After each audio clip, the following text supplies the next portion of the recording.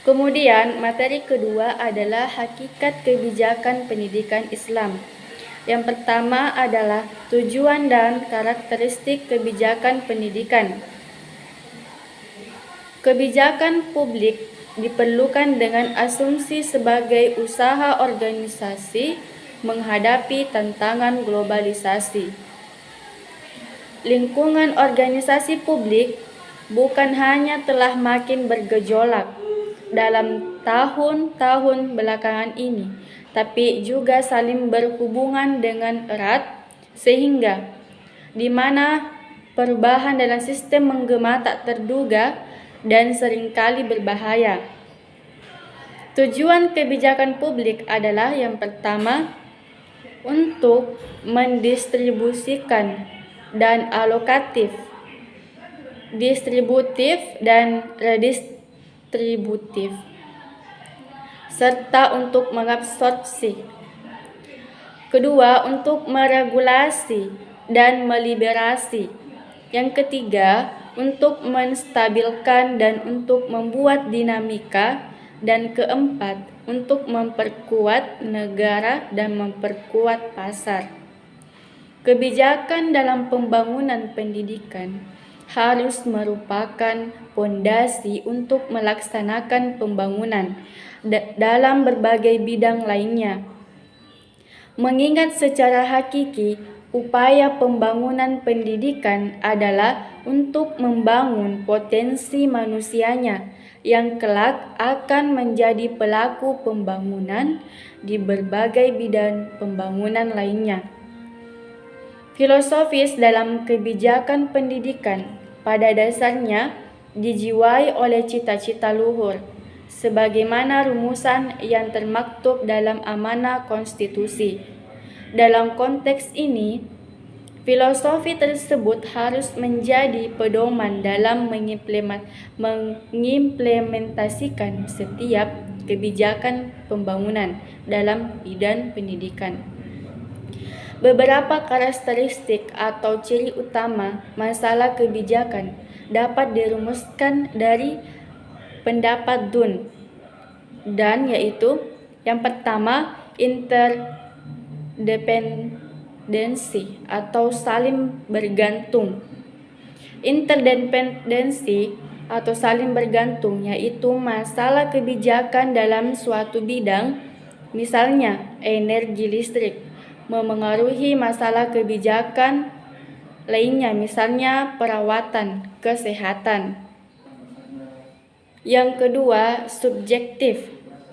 Subjektif yaitu suatu kondisi eksternal yang dianalisis dengan menggunakan pendekatan atau disiplin ilmu tertentu, sehingga menghasilkan kesimpulan mengenai kondisi tersebut. Selanjutnya, data informasi untuk ditafsirkan dengan menggunakan berbagai pendekatan atau ilmu pengetahuan yang berbeda, sehingga menimbulkan kesimpulan lainnya yang berbeda.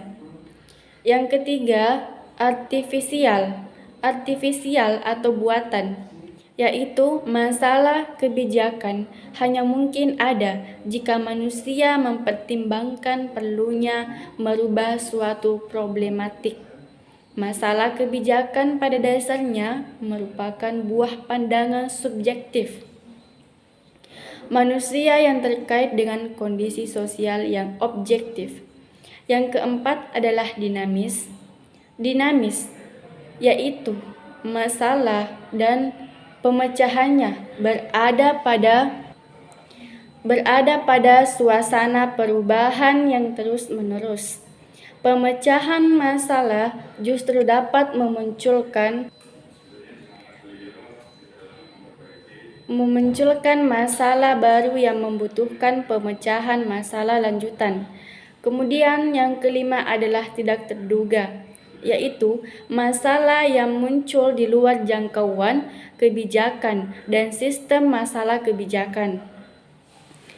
Perumusan masalah kebijakan pendidikan.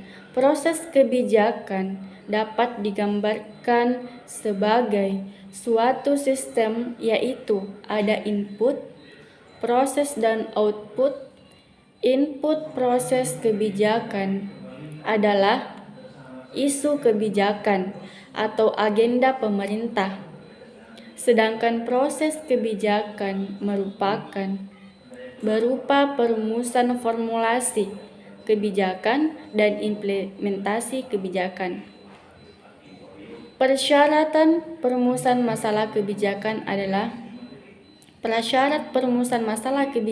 adalah pengakuan atau dirasakannya keberadaan suatu situasi masalah kebijakan.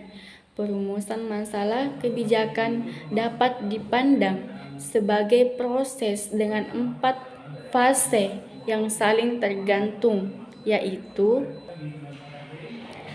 yang pertama adalah pencarian masalah atau problem shares. Masalah kebijakan harus dicari dari berbagai pelaku kebijakan. Biasanya para analisis akan menjumpai formulasi masalah yang saling terkait dan bersaing secara dinamis, yang terbentuk oleh suatu sosial dan terdistribusi pada seluruh proses pembuatan kebijakan. Kondisi yang dihadapi oleh analisis ini disebut dengan meta-problem atau kompleksitas masalah. Selanjutnya, analisis harus menetapkan mana yang menjadi masalah substantif atau masalah pokok yang menjadi pusat perhatian. Contoh, krisis nasional atau meta-problem atau situasi problematik. Sektor ekonomi dan moneter diikuti oleh krisis politik telah menyebabkan terjadi krisis moneter diikuti oleh krisis politik telah menyebabkan terjadi krisis kesehatan masyarakat. Pilihan masalah substantif adalah bidang kesehatan yang didukung oleh fakta menurunnya status kesehatan masyarakat secara drastis. Kemudian kedua adalah pendefinisian masalah atau problem definition. Meta masalah harus didefinisikan dengan jelas untuk mengetahui keterkaitan satu masalah dengan masalah yang lain dan untuk mempermudah penemuan masalah substantif. Kemudian spesifikasi masalah atau problem specification. Jika masalah substantif sudah didefinisikan, maka masalah yang lebih rinci dan spesifik dapat dirumuskan dan menghasilkan masalah formal.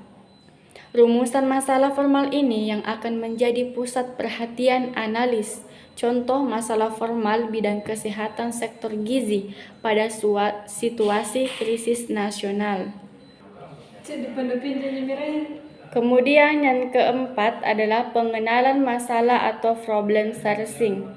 Masalah formal harus disampaikan kepada para pelaku kebijakan untuk mendapat umpan balik, yaitu apakah sesuatu itu sudah benar-benar menjadi masalah kebijakan. Jika para pelaku kebijakan menyatakan bahwa masalah formal tersebut benar-benar dapat menjadi masalah kebijakan, maka seorang analis dapat melanjutkan tugasnya untuk melakukan analisis dengan benar dalam rangka menghasilkan informasi dan argumen sebagai input pembuatan kebijakan publik sektor pendidikan. Kemudian pembuatan kebijakan pendidikan. Pendidikan merupakan urusan dan masalah publik. Artinya, jika hanya pemerintah sebagai pemegang kendali negara bertanggung jawab, sehingga semua orang harus terlibat dalam memikirkan kemajuannya. Namun, masyarakat sering ditingkatkan karena model pemerintahannya bersifat sentralistik. Ketika pemerintahan bersifat sentralistik, masyarakat didominasi oleh negara dan organ di bawahnya, sehingga muncullah penyeragaman di sana-sini termasuk pendidikan. Kemudian pembuat kebijakan secara aktif terlibat baik dalam membuat kebijakan atau memengaruhi kebijakan. Pembuat kebijakan adalah orang yang memiliki kekuatan untuk memengaruhi atau menentukan kebijakan dan praktek pada tingkat internasional, nasional, regional, atau lokal. Pembuatan kebijakan publik ditandai oleh besar mengatur aktor, pelaku, dapat politisi, pegawai negeri sipil, pelobi, penasehat, auditor, dalam dan lain-lain.